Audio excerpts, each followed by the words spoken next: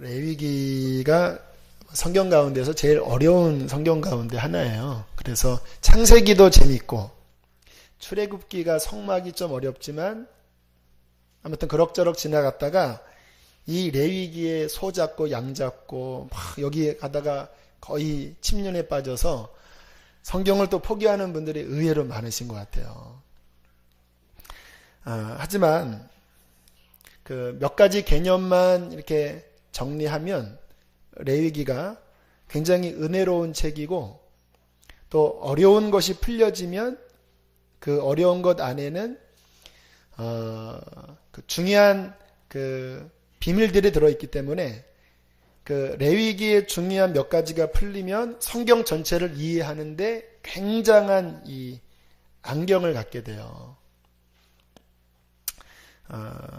그래서 레위기에 대한 부분이 좀 어렵지만 너무 중요하다라는 말씀을 드리고 싶고 뭐 그런 생각이 들었습니다. 레위기를 이해하면 성경 읽는데 한 학년을 등반하게 됩니다. 한 학년이 올라가는 거예요. 레위기만 이해하면 꽤 수준이 올라가게 돼요. 그래서 오늘 귀를 쫑긋 세우시고 레위기를 이해하면 등반시켜 드리겠습니다.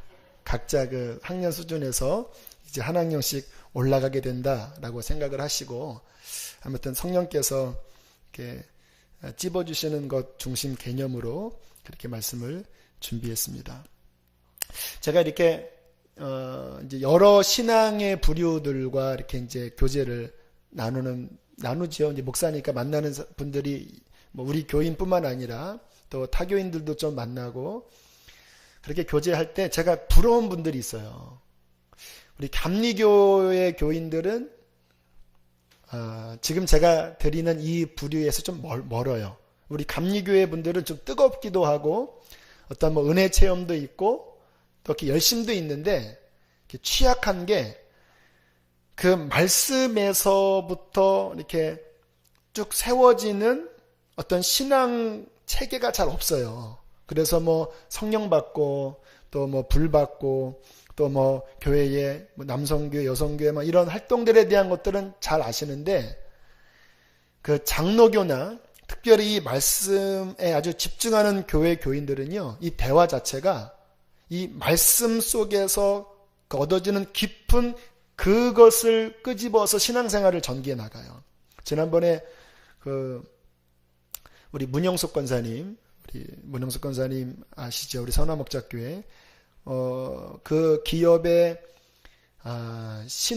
신우이가 이제 함께 이제 종업원으로 일하시는데 그 신우이가 예수님 믿은 지가 얼마 안 되셨대요. 근데 그 교회가 감사하게 성령 운동과 말씀 운동을 같이 하는 교회인데 성경 자체를 아주 원론적으로 깊이 파더라고요. 그래서 대화를 나누는데 막 성경에 있는 원어를 가지고만 이야기를 하는 거예요. 제가 기억도 안 나요. 뭐 어떤 원어를 가지고 뭔가를 이야기를 하셨는데 소름이 끼치더라고요. 강합니다. 뭐 남은 자 사상 이런 거 우리 잘 모르잖아요. 남은 자 사상 같은 거. 근데 그 성경 안에 있는 그 깊은 것들을 끄집어올 수 있는 어떤 훈련이 된 거예요. 그런데 그런 부류의 신앙인들이 강해요. 왜냐하면 기록된 말씀의 이 바탕 위에 신앙의 뿌리가 내려있기 때문에 굉장히 체계가 잘 잡혀 있고 또 영적으로 그 어떤 하나님의 은혜를 이렇게 담을 수 있는 그 굉장히 그 넓은 그물망을 가지고 있습니다. 우리는 막 집회나 이럴 때 막 은혜를 받고 또 감정적으로 떨어지면 신앙이 이렇게 줄어들잖아요. 근데 이 말씀의 깊은 곳에서 훈련받은 분들은 본인이 그 성경의 그 금맥 안에서 그 성경의 어장 안에서 그물을 끌어서 이렇게 올리기 때문에 굉장히 풍성한 신앙생활을 할 수가 있습니다. 그래서 우리들이 오늘 레위기 같은 말씀들이 좀 어렵지만 이해만 하면 이 말씀 자체 안에서 그 영적 성장하는 데에 귀한 그런 눈과 보화들을 얻을 수 있고요.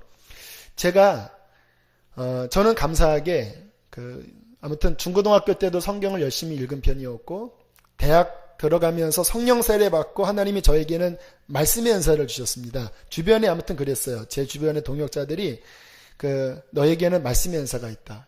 아무튼 그래서 말씀을 굉장히 열심히 파고 팠는데 제가 어떤 식으로 설교 사역이나 신앙생활을 했냐면 성령 딱 주제가 있으면요. 창세기부터 계시록까지 다 찾습니다. 지금이야 검색기가 있지만 제가 대학교 때는 검색기 없거든요. 성경을 다 찾아가면서 성령에 관한 부분들을 정리하고 지금도 제 노트에는요. 수십 페이지짜리 한 주제로 정리한 게 있어요. 구원이면 구원에 관해서 어떤 주제면 어떤 주제에 관해서 신구약을 다 읽기도 하고 한 주제를 가지고 또 정리하기도 하고 그 속에서 진리를 캐내어서 제 신앙에 적용하잖아요. 불같은 게 임하는 걸 느꼈습니다. 제가 그때 느낀 게 하나님께서 기록된 말씀의 그 순수함 위에서 신앙의 토대를 잡고 그 기록된 말씀의 그 순수한 거기에 의거해서 하나님의 일을 감당하는 것을 굉장히 좋아하시는구나. 이게 하나님의 스타일입니다. 되게 좋아하세요. 그래서 출애굽기에도 그렇고 레위기에도 그렇고 저 뒤에 가면 여호수아에서도 그렇고 반복되는 많은 말씀이 뭐냐면 하나님께서 모세에게 말씀하신 대로 그렇게 되었더라. 그 말씀 여러분 많이 보셨죠? 성막 지을 때도 여호와께서 명하신 대로 되었더라 한 8번 반복한 다음에 그 예배 가운데 불이 내립니다. 왜? 주님이 기분이 좋으신 거예요. 하나님의 설계대로 됐으니까. 오늘 이 레위기에서도 역시 레위기 8장 9절, 13절, 17절, 21절, 29절, 36절 한번 좀 찾아보시죠. 어차피 우리가 성경 연구하는 거니까 레위기 8장 보세요. 하나님의 마음이 이 안에 들어져 있습니다. 자, 레위기 8장 9절 함께 있습니다. 시작. 그 관이 전면에 금패를 붙이니 곧 거룩한 관이라. 여호와께서 모세에게 명령하신 것과 같았더라. 13절. 모세가 또 아론의 아들들을 데려다가 그들에게 속옷을 입히고 띠를 띄우며 관을 씌웠으니 여호와께서 모세에게 명령하신 것과 같았더라. 17절. 그 수송아지 곧 그 가죽과 고기와 똥은 진흙 밖에서 불살랐으니 여호와께서 모세에게 명령하신과 같았더라. 21절. 물로 내장과 정강이들을 씻고 모세가 그 수량의 전보를 제단 위에 불사르니 이는 향기로운 냄새를 위하여 드리는 번제로 여호와께 드리는 화제라. 여호와께서 모세에게 명령하신과 같았더라. 왜 같은 말씀을 계속 반복하는지 아세요? 하나님이 기분 좋다라는 말씀이에요. 하나님의 말씀대로 되는 것을 하나님이 기뻐하신다라는 거예요. 반면에 나답과 아비후 사건 아시죠? 읽으시면서 좀 황당한 사건이죠. 아무 일 없었습니다. 다만 다른 불을 하나님이 명령하신 불 말고 다른 불로 제사했다가 그냥 불살라 죽잖아요. 좀 황당한 일입니다. 그러나 그 안에 담긴 메시지는 하나님이 하나님의 말씀대로 안 하는 것에 대해서 얼마나 불쾌하게 여기시는지 그것을 우리에게 보여주고 계신 겁니다. 자, 그래서 우리가 레위기를 통해서 이제 말씀에 보는 눈을 아마 한 학년 더 열려질 텐데 몇 가지 중요한 개념들이 열리면 신구약이 또 뚫려지는 그 부분도 있을 거예요. 자, 기대하는 마음으로 우리가 성령님과 함께 이 말씀 속에 들어가길 원합니다. 자, 먼저 시기를 계속 보겠습니다. 출애굽을 했습니다.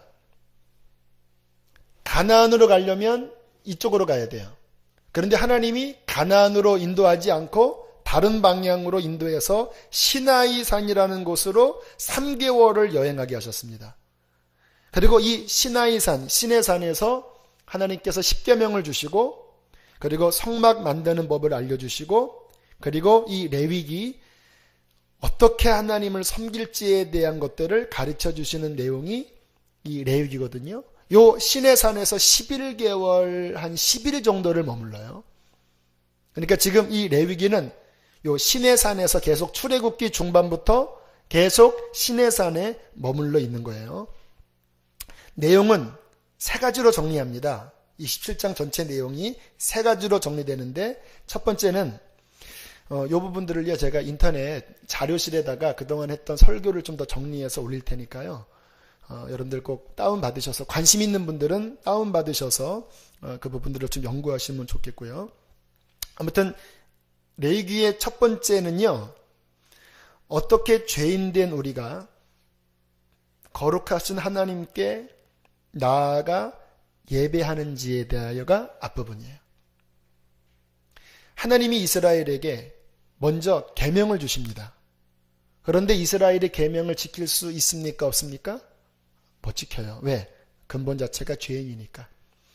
계명을 주신 다음에 곧장 만든 법이 그 계명을 어겼을 경우에 하나님이 보조장치를 두시는 거예요.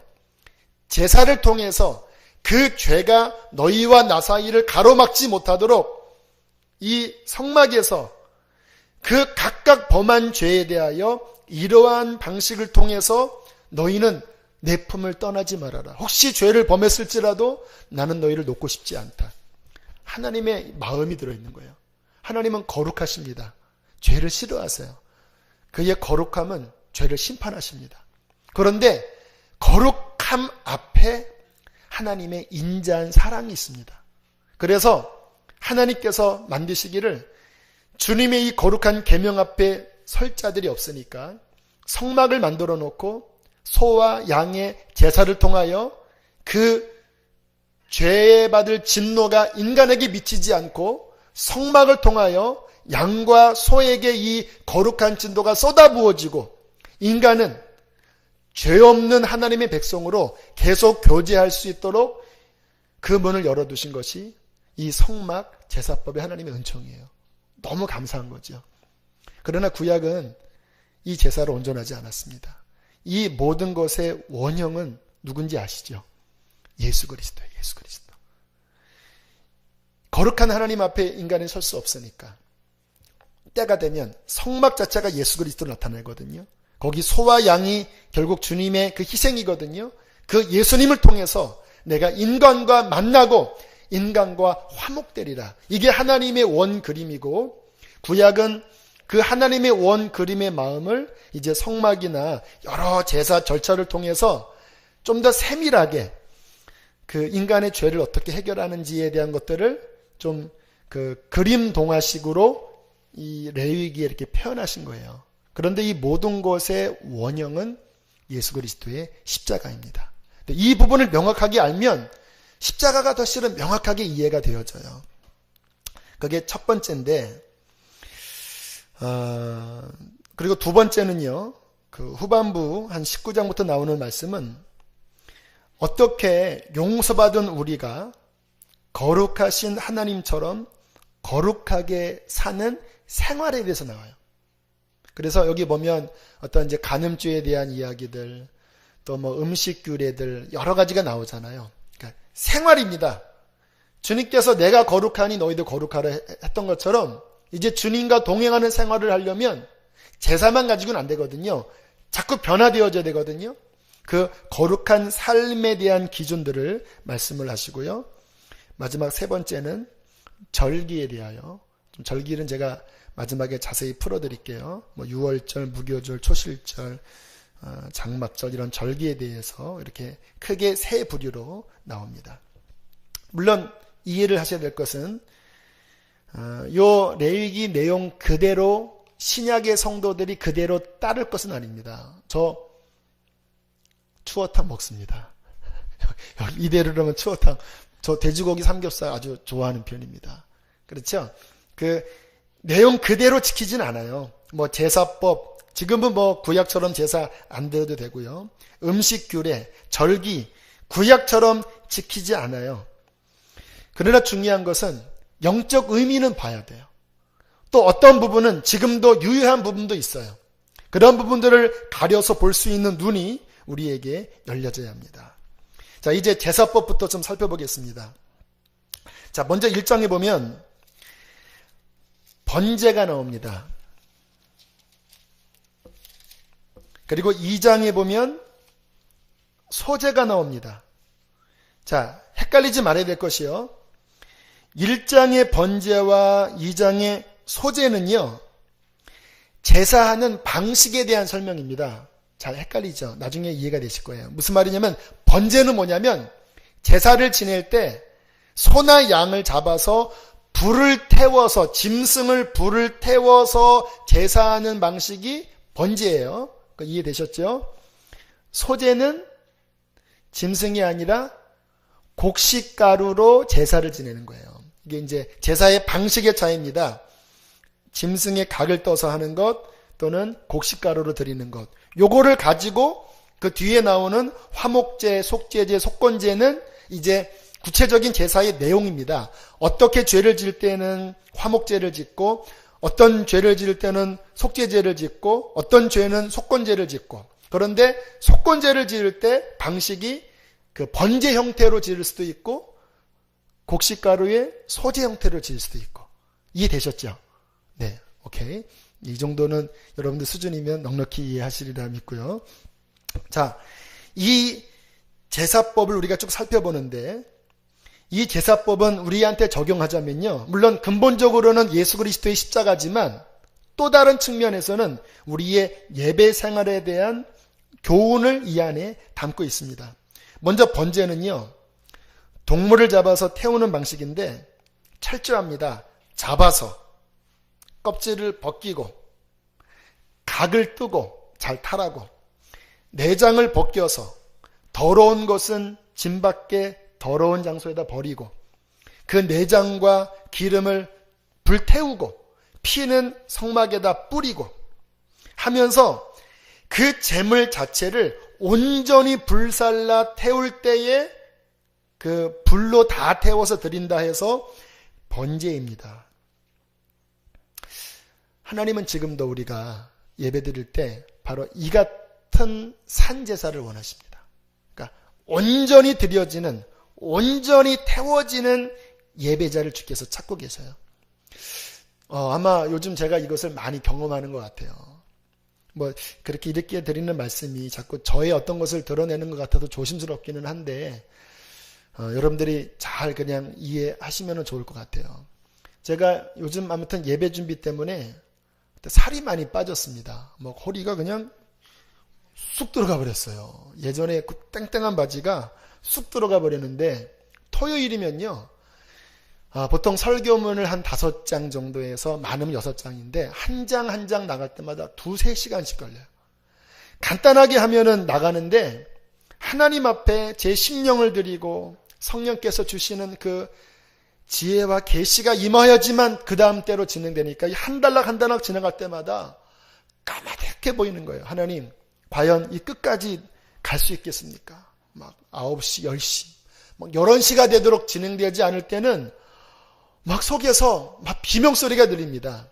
그런데 그럴 때마다 주님이 주시는 마음이, 네가 그렇게 내게 산 제물이 되어서 온전한 내가 너에게 주는 말씀을 받아서 전할 때 한 영혼이라도 살아난다면, 그 예배에 하나님의 기름 부으심이 임한다면 네가 지금 섬기는 것은 결코 헛된 것이 아니다.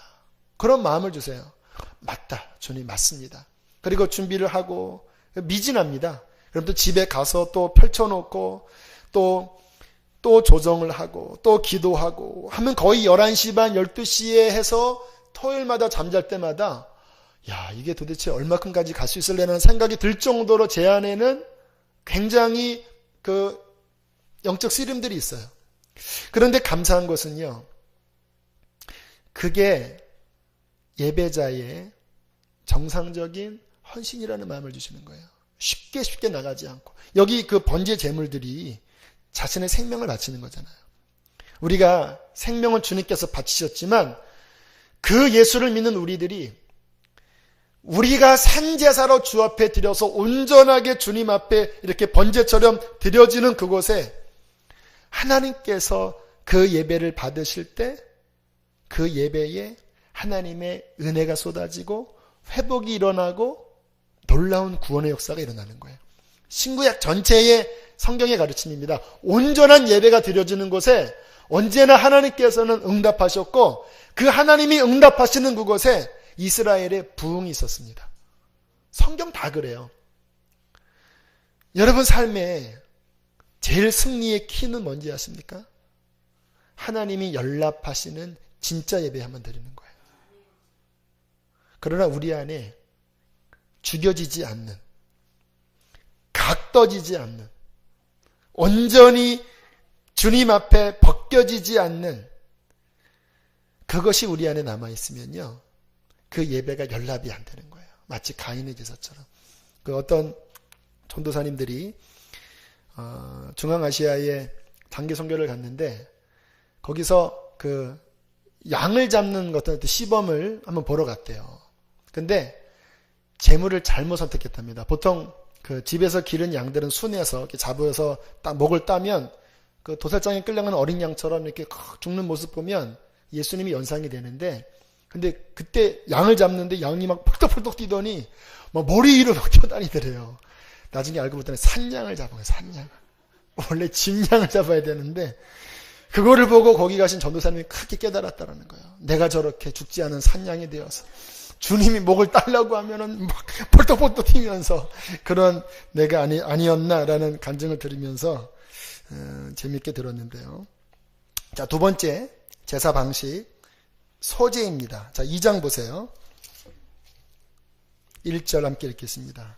자, 곡식입니다. 읽습니다. 시작.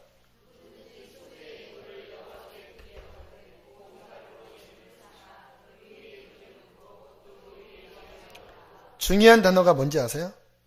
무슨 가루예요? 원래 곡식이 고운 가루입니까? 아니면 그냥 이렇게 알갱이입니까? 알갱이에요. 고운 가루 없어요. 그러면 이것은 어떻게 됩니까? 빻아야 돼요. 고운 가루에 기름과 유향을 바르기도 하고, 그 또 하나 방식은 고운 가루를 반죽해서 기름에 번철에 구워서 드리기도 하고요. 이 소제는요, 봉사를 의미한다고 그래요. 여러분들의 해석을 보니까 우리의 봉사입니다. 봉사. 우리의 봉사로 주 앞에 올려드리는데 핵심은 고운 가루예요. 다시 말하면 빠져야 돼요. 막 그 가루가 모였는데 막 옛날에 용각산 선전 하십니까? 이 소리가 아닙니다. 이 소리도 아닙니다. 용각산은 소리가 나지 않습니다. 왜요? 용각산은 고운 가루예요.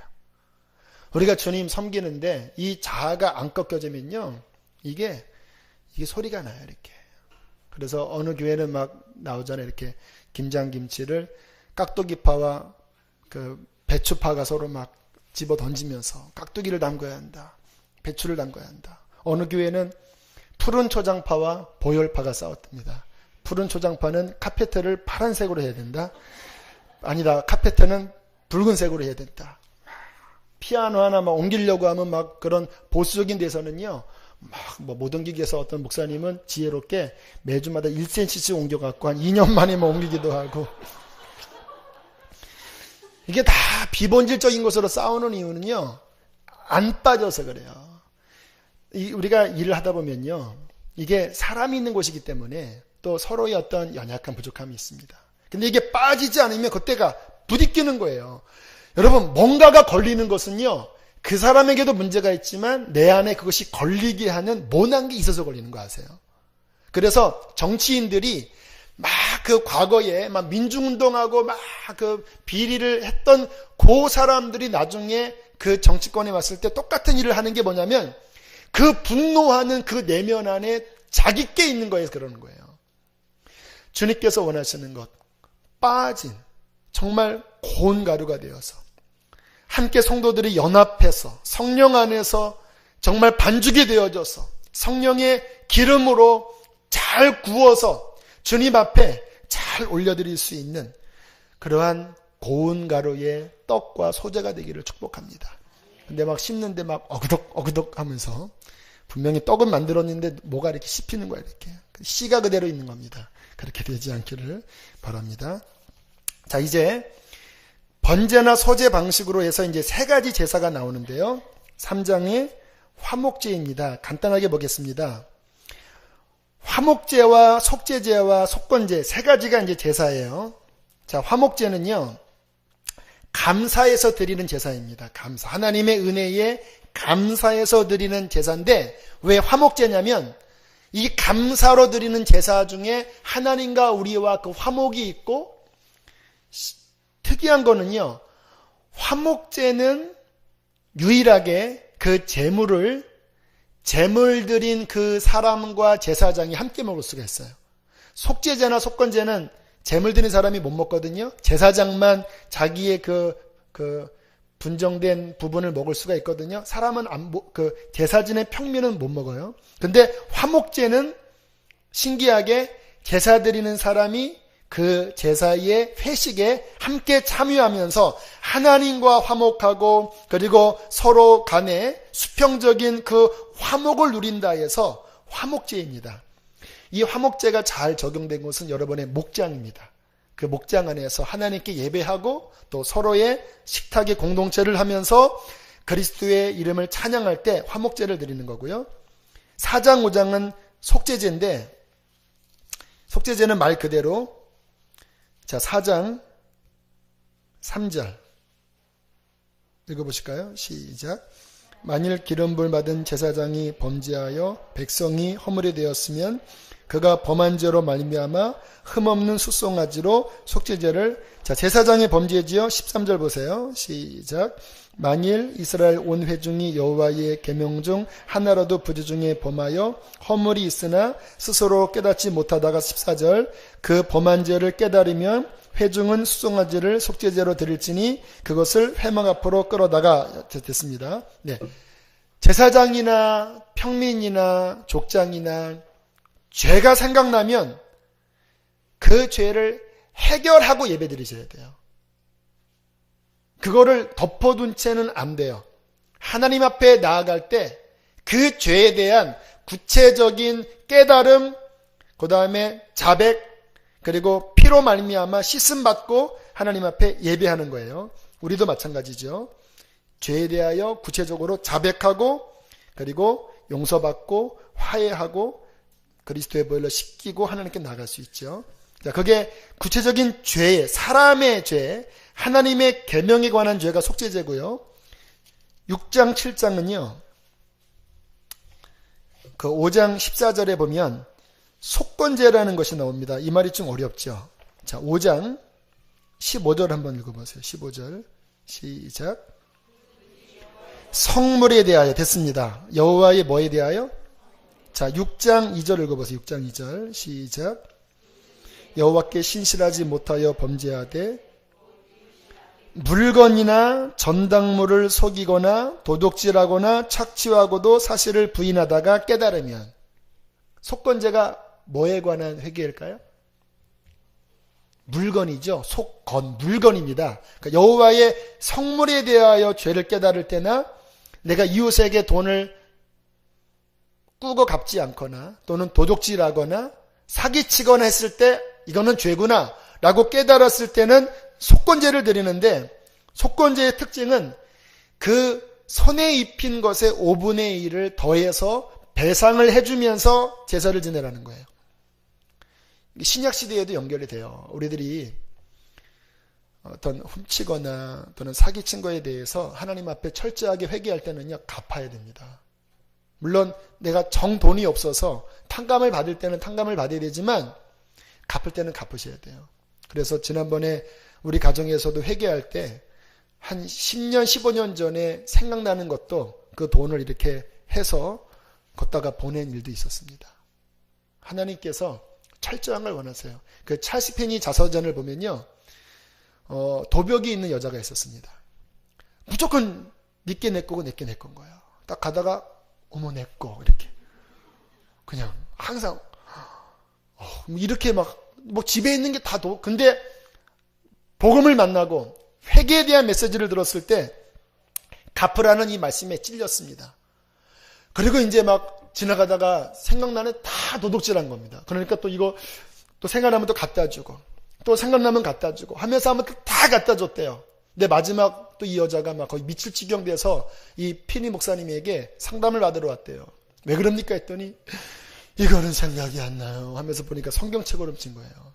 이거는 생각이 안 나요. 그래서 또 하나님은 사랑이시잖아요. 그거는 갖다 주지 말고 성경책 읽으면서 회개하시라고. 그게 속건제입니다. 지금도 우리가 갚을 것은 갚아야 돼요. 그래야지 주님 앞에 그 부분에 대해서 정결함을 받을 수 있습니다. 그리고 6장, 7장은 각 예배에 대해서 좀 더 이제 보충 설명하는 속죄제, 속건제, 화목제, 규례를 더 보충 설명하는 내용으로 이해하시면 되는데요. 자, 정리하겠습니다. 이 8장까지 거룩하신 하나님께 어떻게 예배해야 할지에 대해서 우리가 배우는데, 먼저는 제물이 있어야 됩니다. 피가 있어야 합니다.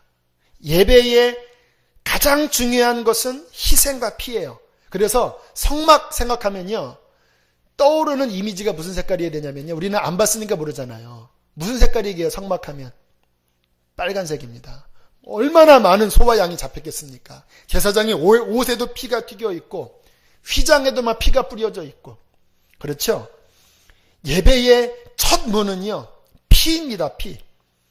신약 시대에 정말 예배의 문이 열려지는 그곳에는 언제나 십자가가 있고 주님의 보혈이 있습니다. 저는 우리 교회가 이 십자가의 보혈을 외치는 교회가 되길 원해요. 그 중심에, 왜? 십자가와 그 보혈이 있을 때 예배 문이 열리는 거예요. 왜? 우리는 죄가 다 많잖아요. 피가 뿌려져야 됩니다. 어린 양의 보혈이 뿌려져야 돼요. 여러분의 신앙생활도요, 보혈을 많이 부르세요. 힘들 때도 주님의 피로 덮어주세요. 주님의 피가 내게 필요합니다. 보혈을 많이 부르고 의지하는 신앙이 하나님과 아주 열려진 신앙생활을 할 수 있는 키입니다. 키. 찬양도 보혈 찬양 개인적으로 많이 부르시고, 보혈을 더 깊이 의지하면서 가슴을 찢는 회개를 하는 그곳에 하나님께서는 임재하실 것입니다. 두 번째, 예배에는 우리의 희생이 반드시 있어야 돼요. 온전한 예배, 시간을 지키는 것.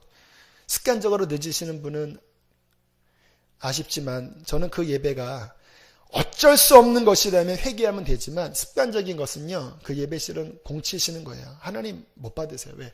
흠 있는 거 안 받으신다고 그랬거든요. 저는 것, 눈먼 것, 그거 한번 총독에게 갖다 줘봐라. 근데 우리의 예배가 그런 식이 많은 거예요. 그냥 별로 준비도 하지 않고 간절함도 없이. 그래서 시간, 마음, 예물도요, 돈 많은 예물 중요하지 않아요. 돈 10,000원이라도 미리 준비해서 마음을 담아서 봉투에 담아서 하나님 앞에 정성껏 드릴 때 그 예배는 하나님께 온전한 번제로 드려지게 될 것입니다. 그때 하나님께 응답이 임하시는 거예요. 예배가 살아야 신앙이 살고, 예배가 살아야 교회가 살고, 예배가 살아야 가정이 살고, 예배가 회복돼야 인생이 회복됩니다. 자, 그리고 8장부터는 이제 9장 쭉 제사장 위임식이 나옵니다. 아론과 아들들을 이제 이 제사를 집례하는 제사장 그 의식 행했습니다. 질문하겠습니다. 대답을 해보세요. 아주 중요한 질문입니다. 이 아론과 아론의 아들들의 이 제사장을 오늘 우리에게 적용하면 이 제사장은 누굴까요? 1번 목사님이죠. 2번 냅니다. 이 제사장은 누구를 의미할까요? 옆에 분에게 옆에 분에게. 자, 대답하세요. 이 제사장은 앞에 계시는 목사님이야. 저분은 아론의 후예야. 아니면 납니다. 누구예요? 이거는요, 정말 믿으셔야 돼요. 이 신약 이후에, 신약 시대만 해도 인식은요, 만인 제사장이었습니다. 목회자, 평신도 계급이라는 개념이 성경에는 안 나와요. 다 성도고, 다 주님의 종들이고, 다 하나님의 교회예요. 각자 물론 직분의 역할은 다르지만 구약처럼 제사장 평민 개념이 성경에는 없는 거 아세요? 성경에는 우리가 다 제사장이라고 말씀하십니다. 너희는 택하신 족속이요 왕 같은 제사장들이요. 베드로전서 2장 5절에 보면 너희도 산돌같이 신령한 집으로 세워지고 예수 그리스도로 말미암아 하나님이 기쁘게 받으실 신령한 제사를 드릴 거룩한 제사장이 될지니라. 우리에게 하시는 말씀이에요. 계시록 1장 6절에는 그의 아버지 하나님을 위하여 우리를 나라와 제사장으로 삼으신 그에게 영광이 무궁히 있을지어다. 우리가 제사장들입니다. 이게 그래서 이제 그게 언제부터 되냐면요. 그 로마 시대의 기독교가 국교화가 되면서 그 당시에 있는 그 이방 종교와 이렇게 짬뽕이 되면서 그 사제, 평민이 이렇게 나눠진 거예요. 이게 마귀의 작전입니다. 여러분, 성도님들이 목양의 일을 감당하셔야 돼요. 물론 저는 이 목회 전문가로 교회의 방향을 잡고 또 영적인 지도자로 제가 역할을 다 감당을 해야 되지만 그거는 목사님이 하시는 거고 우리는 열심히 돈 벌어들이면 됩니다. 이거 아니에요. 여러분 다 제사장으로서 하나님이 주신 직분과 은사대로 하나님께 거룩하게 예배를 드릴 제사장의 역할을 동일하게 함께 감당하면서 교회를 세워나가셔야 돼요. 그래서 우리에게 제자 훈련이 필요한 겁니다. 영적으로 세워드려서 그 제사장 직분을 감당하시라고. 가정의 제사장이 되십시오. 목장의 제사장이 되십시오. 여러분의 삶에서 제사장의 역할을 감당을 하시기를 바라고요. 자, 그러다가 이제 제사를 쭉 지내다가 아까 말씀드렸듯이 나답과 아비후가 다른 불을 가지고 제사를 지내다가 불에 타 죽는 충격적인 일이 벌어집니다. 이 분위기 보면 찬물 끼얹는 것 같아요. 굉장히 잘 왔거든요. 9장까지. 하나님의 말씀대로 제사장 옷을 입혔고 이제 첫 제사를 잘 드렸습니다. 그런데 나답과 아비후가 아무 생각이 없었던 것 같아요. 그냥 향로에다가 거기 하나님이 내리신 불이 있었거든요. 근데 다른 불을 담아서 향로에다가 이렇게 지난주에 배웠잖아요. 금양단에다 이렇게 하는 순간 갑자기 확 살라진 거예요. 주님께서 그리고 말씀하십니다. 나는 10장 3절에 보면 나를 가까이 하는 자 중에서 내 거룩함을 나타내겠고 온 백성 앞에서 내 영광을 나타내리라. 뭐냐면 나의 거룩함을 지켜야 된다는 말씀이에요. 나는 온 백성 앞에서 나의 거룩은 뭐냐면 하나님이 말씀하신 대로 움직여야 된다. 특별히 나를 가까이 하는 자들은 더 그렇다. 하나님께 제사 지낼 때 하나님께서 말씀하신 그것으로 철저하게 순종하도록 나아가라고 말씀을 하시는 것입니다. 여러분, 우리 신앙생활에 정말 중요한 것은요, 열심보다 하나님이 말씀하신 것이 무엇인가를 살펴서 아는 거예요. 다른 불로 하면 안 됩니다. 우리가 배웠잖아요. 다윗도 하나님을 사랑해서 법궤를 그 장막으로 끌고 오려고 수레에다가 싣고 소로 끌고 가다가 그게 뛰니까 웃사라는 사람이 붙잡다가 똑똑같이 죽잖아요. 나중에 알고 보니까 이 법궤는 하나님의 거룩한 하나님의 임재의 상징이기 때문에 제사장이 이 채에 매어서 이렇게 와야 되는 거예요. 다윗이 그것을 깨닫고 그 다음에 말씀의 방식대로 합니다. 우리들이 신앙생활 열심히 하는 거 중요합니다. 근데 말씀대로 안 하면요, 헛수고 될 수 있어요. 그래서 우리는 말씀을 하셔야 돼요. 기록된 말씀 밖에 넘어가서는 안 돼요. 조그만 거 하나일지라도. 천지는 변하려니와 하나님의 말씀은 1.1에 안 변한다고 말씀하십니다. 하나님의 말씀이니까. 그래서 우리 신앙생활의 집중은 말씀이 뭐라고 했는지. 제가 그래서 교회 그 4가지 비전을 잡는 것도요, 그냥 제가 한 게 아닙니다. 말씀을 또 살펴보니까 이 특별히 신학시대에 하나님께서 꿈꾸시고 디자인하신 것이 그 4가지더라고요.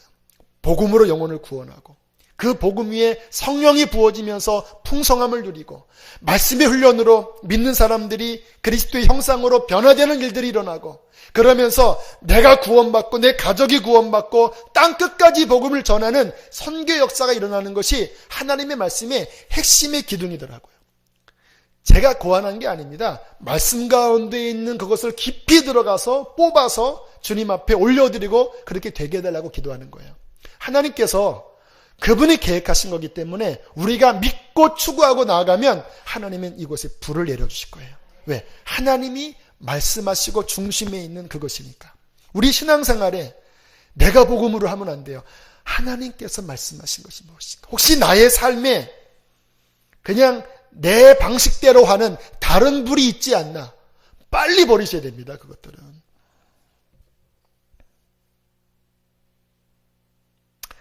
자, 첫 번째 지나가고요. 오늘 시간 좀 지나도 9시 넘어서까지 해야 될 것 같아요. 자, 레위기의 두 번째 큰 주제는 따라합시다. 용서받은 우리가 어떻게 거룩하신 하나님처럼 거룩하게 살아야 하는지 생활을 가르쳐준다. 자, 오늘 읽었던 그 주제 말씀이죠. 11장 45절. 나는 너희의 하나님이 되려고 너희를 애굽 땅에서 인도해낸 여호와라. 내가 거룩하니 너희도 어떻게 하라고요? 거룩하라.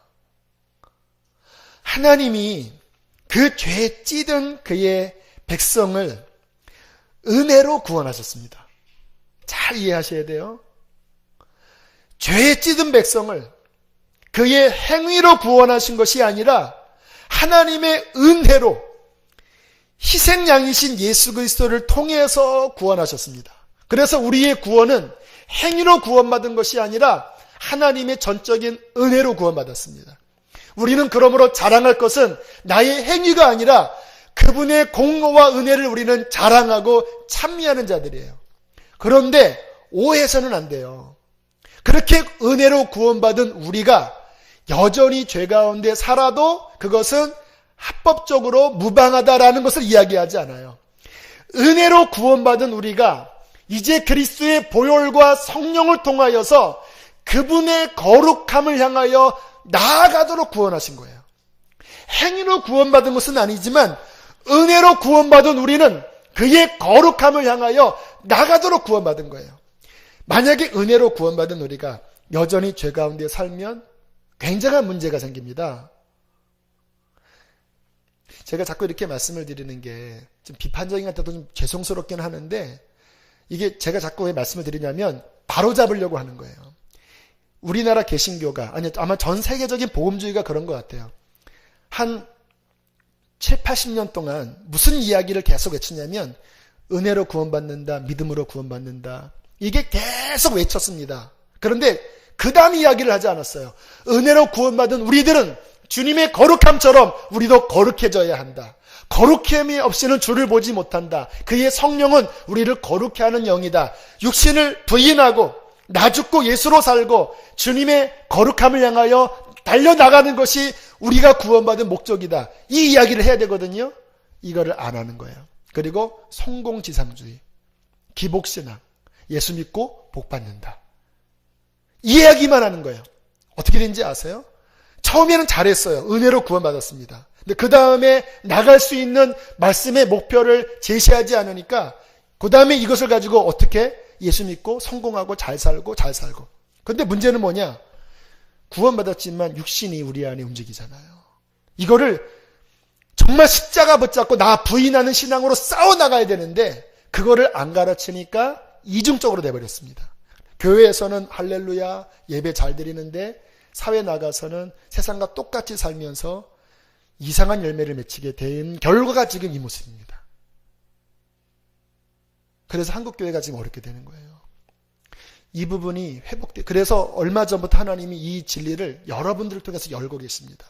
거룩함이 없이는 구원받지 못한다. 여러분 인터넷에 폴 워셔라는 이름을 한번 쳐보시면 미국에 있는 선교사님이신데 그분이 갖고 계신 구원론을 한번 들어보세요. 이렇게 말합니다. 그의 열매로 그 나무를 안다. 내가 구원받았냐? 근데 삶은 여전히 죄 가운데 살아가냐? 그건 구원 아니다. 굉장히 충격적인 메시지인데 들으셔야 합니다. 특히 지금 이 시대의 그리스도인들은 그 이야기를 들으셔야 돼요. 이게 헷갈려요. 은혜로 구원받았다고 해놓고 왜 삶을 이야기하냐? 구원은 은혜로 받은 거야. 진짜 구원받았다면 그 다음은 거룩함으로 나아가라. 이게 구약도 같은 이야기를 하는 겁니다. 내가 너희를 왜 구원했는지 아느냐? 너희에게 그냥 가나안의 그 젖과 꿀이 흐르는 복락을 주는 것은 이게 목적이 아니다. 나는 너희의 하나님이 되고 나는 거룩한 하나님이 너희 가운데 거해서 너희가 나와 동행하는 거룩한 백성, 나의 말씀에 순종하는 백성이 되게 하려고 내가 너를 불렀다. 그래서 하나님께서 건지신 다음에 가나안에 보내지 않고 이 시내산에서 왜 1년 가까이 이 시간을 보내냐면 거룩해지라고. 거룩해져야지만 가나안 들어가서 가나안을 차지하거든요. 가나안에 있는 왜 7 족속들이 왜 망했는지 아세요? 레위기 18장을 보세요. 레위기 18장 3절 4절 한번 읽어보세요. 3절 4절 읽겠습니다. 시작.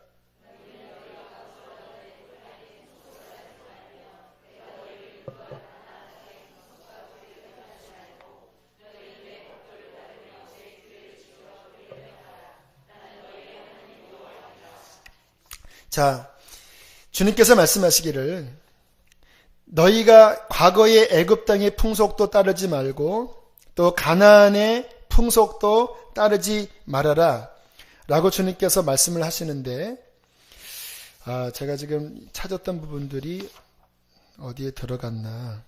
제가 그냥 기억으로 말씀드릴게요. 이렇게 말씀하십니다. 가나안 원주민을 내가 왜 쫓아내는 줄 아느냐. 그들이 그 땅에서 더러운 죄를 짓고 간음하고 수간에 동성연애에 그 더러운 죄를 저질렀으므로 내가 그들을 쫓아냈고 그 땅이 그들을 토해낸 것이다. 죄를 져서. 그런데 너희들이 그 땅에 들어가서 똑같이 그 짓을 하면 어떻게 되겠느냐 이 말이에요. 똑같이 너희들도 똑같이 토해냄을 받으리라. 그게 구약의 결과였습니다. 주님께서는 우리가 구원받은 이후에 과거의 그 애굽에서의 그 습관들, 옛사람의 습관, 또 가나안의 그 원주민의 이 세상적인 삶, 이것을 버리고 십자가로 끝내버리고 우리의 눈을 하늘로 향하고 주님께서 우리를 부르신 그 거룩한 부름처럼 주님의 자녀들의 형상을 본받아서 사는 백성으로 만들도록 우리를 부르셨습니다. 그래서 제자훈련이 필요합니다. 근데 예수 믿고 구원받은 것은 이례적인 사건이지만 우리들이 오늘 레위기가 제자훈련이거든요. 말씀 배우고 주님의 깊은 진리를 깨닫고 점점 우리의 지식과 우리의 영혼이 그의 형상에 더 깊이 변화되도록 더 나아가는 것이 우리에게 성공인 것입니다. 저는 우리 수지선한 목적교회가 그러한 교회가 되기를 원해요. 막 복잡한 교회가 아니라, 바쁜 교회가 아니라 그 거룩한 목적을 향하여서 달려나가는 교회가 되기를 원합니다. 저도 그런 말씀을 전하고 여러분도 그렇게 서로서로를 세워주면서 이 교회 안에서 거룩한 백성들이 일어나게 되기를 축복합니다. 자, 그래서 그 다음 나오는 내용들이 다 그 내용입니다. 그 정결한 짐승, 부정한 짐승, 문둥병, 산모규례, 동성연애, 하지 말아라, 이 모든 내용들이 어떤 부분은 지금 적용 가능하기도 하고 어떤 부분은 적용 가능하지 않는 내용도 있지만 이 당시의 입장에서 보면 이 말씀은요, 세상 사람처럼 살지 말아라. 정한 것과 부정한 것을 구별해서 너희들은 정한 것을 붙잡는 삶을 살아라. 다 그 말씀을 다양한 것으로 하나님께서 표현하신 거예요. 물론 음식 교례는 지금은 사도행전에 보면 이제 먹어도 된다고 그러셨습니다. 그래서 지금 우리들이 자유롭게 먹잖아요. 근데 또 어떤 분들은 그 성경에서 말한 음식이 또 건강에 좋다고 또 요대로 또 음식을 드시는 분도 계셔요. 그분들은 또 자기 믿음대로 하면 돼요. 그렇게 안 하면 지옥 간다. 이거는 아니고 그냥 또 건강상 먹는 분도 있는데 그건 알아서 하시면 되고요. 근데 그 짐승들을 보면 재밌습니다. 정결한 짐승은요, 들짐승 가운데 굽이 갈라져 있으면서도 새김질해야 돼요. 둘 중에 하나가 안 되면 못 먹어요. 물고기 중에서는 뭐가 있어야 돼요? 비닐이 있으면서 지느러미가 있어야 돼요. 그래서 그 물을 막 거슬러 올라가야 돼요. 이렇게 촉촉촉 힘있게 막 비닐이 있으면서 이렇게 물을 가로막고 지느러미로 막 나가야 돼요. 그리고 땅에 기는 그 곤충 중에서는 날개가 있으면서 어떻게 돼요? 뛰어야 돼요. 이렇게 기어다니기만 하면 안 돼요. 다 이미지가 어때요? 세상과 뭔가 구별되면서 위로 올라가잖아요. 그렇죠? 뛰기도 하고 막 그 발굽이 있어서 땅에 딱 닿지 않고 음식을 먹으면서 새김질하고 다 뭔가 세상에 속하지만 구별된 어떠한 상징들을 이야기하잖아요. 그러니까 구별된 삶을 살아라, 그 말씀이고요. 산모규례는요, 또 피에 대한 규례, 유출병에 대한 이야기는 그런 이야기입니다. 우리는 태생부터 원죄를 갖고 태어났습니다. 다윗이 그러잖아요. 나의 모친이 죄 중에서 나를 잉태했다고. 그래서 태어난 자체가 이미 영적으로는 부정한 것을 우리에게 보여주는 거고요. 문둥병은 다음에 기회가 있을 때 하겠습니다. 왜냐하면 더 중요한 것을 하나 해야 되기 때문에. 문둥병은 지나가고, 또 기타 근친상간, 음행, 동성애, 수간, 음상숭배, 이 죄에 대하여 피해라. 이 죄 때문에 그 땅이 더러워졌고 가나안을 벌하신 것이니까 너희는 그 땅에 들어가서 절대 그들처럼 지내지 말아라 라고 경계하시는 것입니다. 따라합시다. 하나님의 백성이 세상처럼 살면 힘을 잃어버린다. 약속을 못 누린다. 더 큰 징계를 받는다. 이게 구약의 하나님이 모세 오경을 통해서 기준을 딱 잡아주시거든요. 그리고 그 다음 여호수아부터 보면은 이 기준에서 벗어나면 엄청난 징계가 오고요. 젖과 꿀이 흐르는 가나안 땅에서 쫄쫄 굶습니다. 그 7 족속들을 다 내가 내게 붙였다고 했는데 맨날 당해요. 사사기에 보면.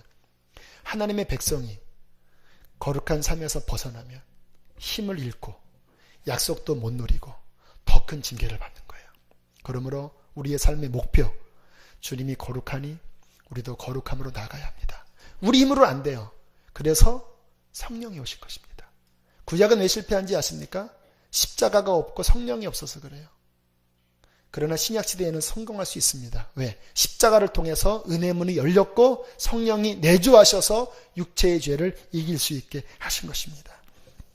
자, 마지막 이제 절기를 볼게요. 절기. 이 절기를 이해해야 되는 이유가 2가지가 있습니다. 첫 번째는 이 절기 안에 하나님의 숨겨진 구속사의 비밀이 있습니다. 그러니까 창세부터 그러니까 주님의 구원부터 해서 그 마지막 때까지 있을 그 하나님의 드라마를 이 절기 속에 담아두셨습니다. 그래서 절기를 이해하면 계시록까지 실은 열려요. 오늘 이 부분까지 열릴 수 있을래나 모르겠습니다. 왜냐하면 좀 파격적인 내용이 있는데 아마 계시록 가면 이해가 되겠고, 그 선화목적교회 수요 예배 가운데 제가 7번 한 내용 보면 아마 이해가 될 텐데, 아무튼 하나님이 인도하시는 대로 한번 하려고 합니다. 또 하나는요, 이 절기 가지고 이단이 있어요. 안상홍 증인에 6월절 안 지키면 구원받지 못한다 하면서 그 6월절 그 날짜에 그 사람들이 모여서 그 어떤 의식을 행합니다. 성만찬을 행해요. 그거 안 하면 다 지옥이라고 얘기하면서 그 호도하거든요. 그런 이단을 방지하기 위해서 이 절기에 대한 것들을 우리가 좀 간단하게라도 이해를 할까 합니다. 자, 첫 번째 절기 지난번에 배운 겁니다. 간단하게만 하겠습니다.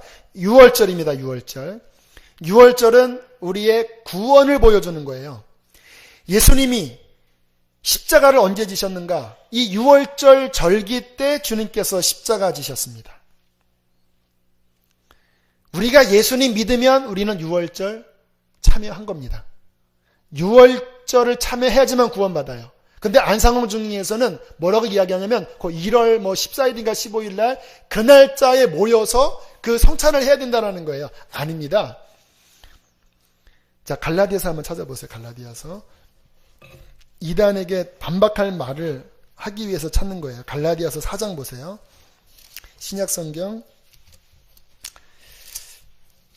305페이지 6페이지입니다. 갈라디아서 4장 자 9절부터 11절까지 한번 읽어보실까요? 시작. 이제는 너희가 하나님을 알 뿐 아니라 더욱이 하나님의 아신 바 되었거늘 어찌하여 다시 약하고 천박한 초등학문으로 돌아가서 다시 그들에게 종로로 타려 하느냐. 너희가 날과 달과 절기와 해를 삼가 지키니 내가 너희를 위하여 수고한 것이 헛될까 두려워하노라. 요 예수님 당시에도 율법주의자들이 그런 말을 했습니다. 절기 지켜야 한다. 왜? 구약이 절기 지키라고 안 지키면 큰일 난다고 했으니까. 그런데 신약은 뭐라고 말씀하시냐면 십자가 안에서 그 의식법들, 음식 먹는 것, 절기 지키는 것, 이것은 십자가 안에서 이미 끝난 것이다. 율법이 폐해졌다라고 말씀하십니다. 그리고 십자가와 성령 안에서 우리가 거룩해지는 그 율법의 본뜻인 하나님 사랑하고 이웃 사랑하고 우리의 내면에 변화되는 것은 우리 힘으로 되는 것이 아니라 십자가와 성령을 의지함으로써 하나님이 이루시는 것이다. 이게 신약의 해석이거든요. 그런데 그 예수님 당시에 그 초대교회 때 이단들이 일어나서 그 절기 지켜라, 할례 받으라 그렇게 막 오해시켰습니다. 지금도 그런 이단에 넘어간다라니까요. 날짜 지켜야 된다. 아닙니다. 지금은 제가 말씀드린 것은 의미를 보자라는 거예요. 지금 똑같은 그 날짜 지켜야지만 구원받는다고 하면 요 말씀 들이대세요. 지금은 끝났다고 하지. 날짜 바울이 지키지 말라고 했잖아. 이렇게 나가셔야 되거든요. 그러나 제가 보자고 하는 것은 의미입니다.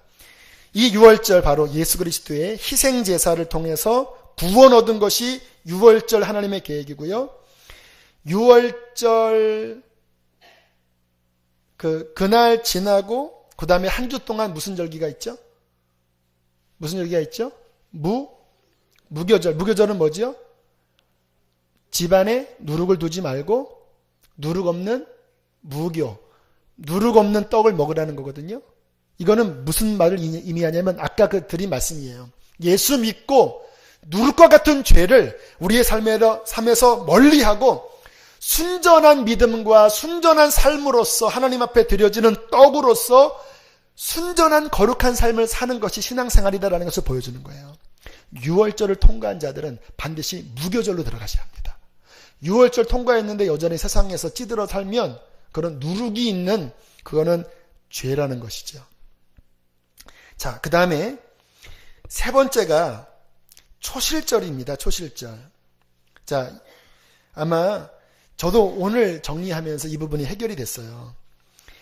그 초실절은 첫 열매를 드리는 절기인데 레위기 23장 10절에 보면, 자, 다시 레위기로 한번 오실까요? 레위기 23장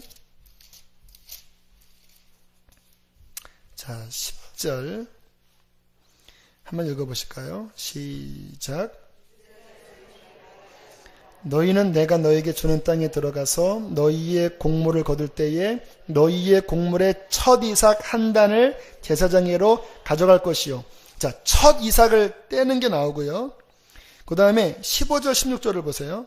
읽겠습니다. 시작. 안식일 이튿날 곧 너희가 요제로 곡식단을 가져온 날부터 세워서 7 안식일 수요를 채우고 7 안식일 이튿날까지 합하여 50일을 계수하여 새 조세를. 자, 그러면서 지금 첫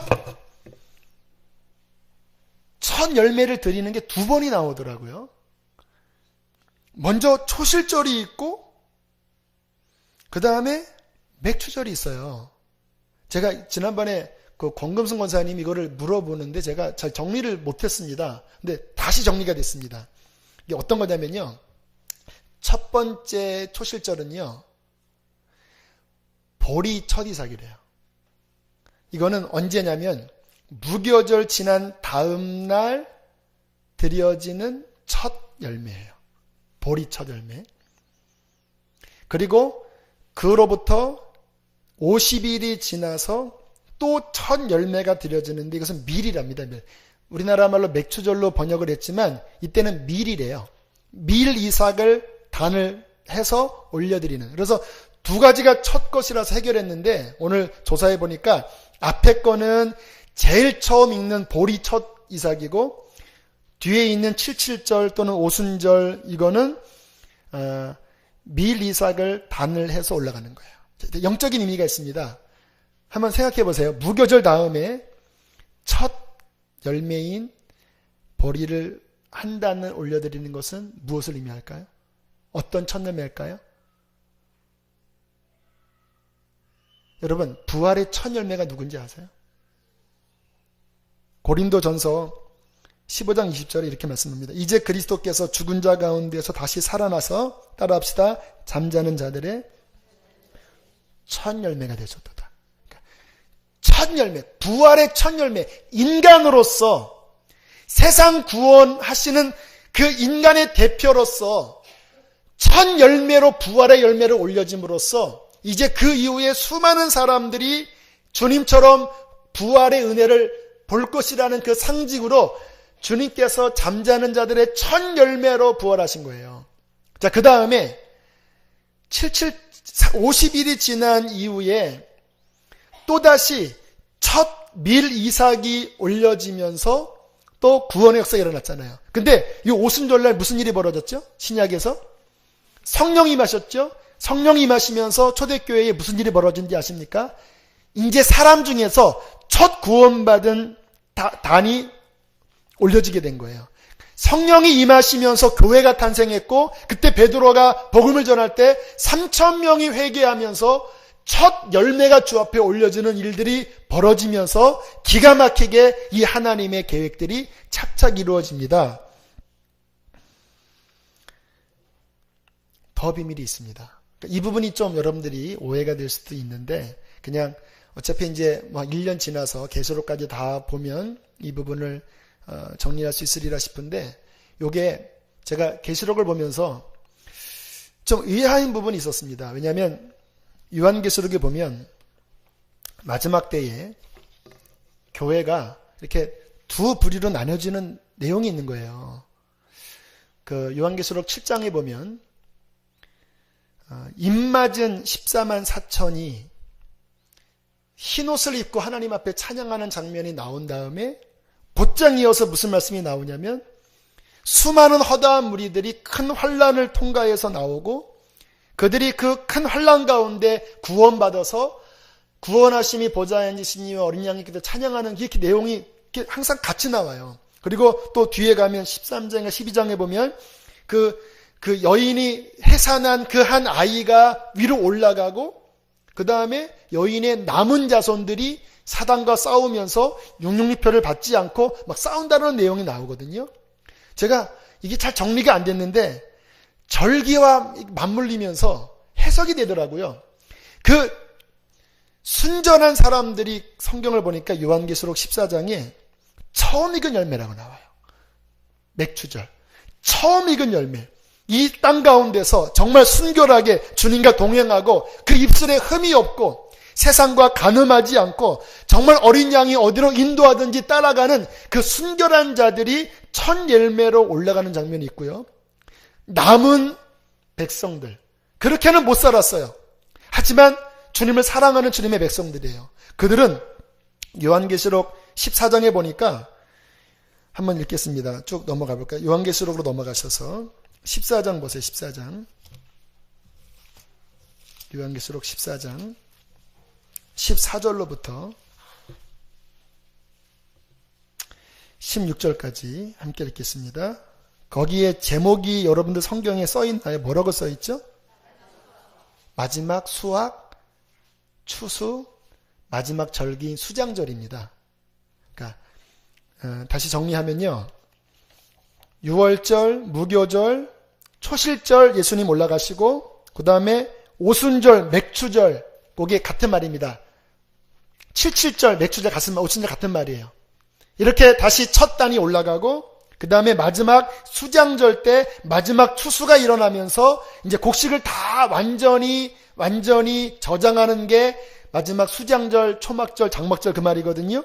자, 요한계시록에 그것을 이렇게 보여줍니다. 14절부터 읽겠습니다. 시작. 또 내가 보니 흰 구름이 있고 구름 위에 인자 같은 이가 앉으셨는데 그 머리에는 큰 멸관이 있고 그 손에는 예리한 낫을 가졌더라. 또 다른 천사가 성전으로부터 나와 구름 위에 앉은 이를 향하여 큰 음성으로 외쳐 이르되 당신의 낫을 휘둘러 거두소서. 땅의 곡식이 다 익어 거둘 때가 이르렀음이다 하니 16절까지 구름 위에 앉으신 이가 낫을 땅에 휘두르매 땅의 곡식이 거두어지더라. 수장절 끝나는 것입니다. 그렇게 구원받은 그 곡식들이 이제 천국 창고에 올라가서, 그 초막절이 뭐냐면 하나님의 그 은혜를 기억하면서 그 초막을 짓고 막 기뻐하고 막 종려나무 흔들면서 일주일 동안 축제의 절기를 벌이는 거거든요. 그렇게 초실절도 올라가지만 고난 가운데 순교를 많이 당할 겁니다. 마지막 때. 그 고난을 다 통과하고 마지막 추수가 일어났을 때 주님 앞에 구원받을 자들이 다 올라가서 그분 앞에 기뻐하고 춤추면서 마지막 주님과 함께 축제를 벌이는 수장절로 해서 하나님의 구원의 드라마가 마무리합니다. 이 절기가요, 글자 그대로 지키는 것은 오늘날 아니지만 영적인 의미가 마지막 하나님의 구원의 시나리오까지 다 들어있는 거예요. 저는 저와 여러분이 맥추절로 첫 열매를 올려드리길 축복합니다. 그러나 그렇게 혹시 안 됐어도 환난을 통과하면서 또 다시 익어서 마지막 수장절에 천국 곳간에 다 들어가는 저와 여러분 되시기를 축복합니다. 주님이 우리 안에서 선한 일을 이루셨습니다. 말씀을 열어주시는 이유는 우리로 하여금 그렇게 살 수 있도록 그분이 이끄실 것이기 때문을 믿습니다.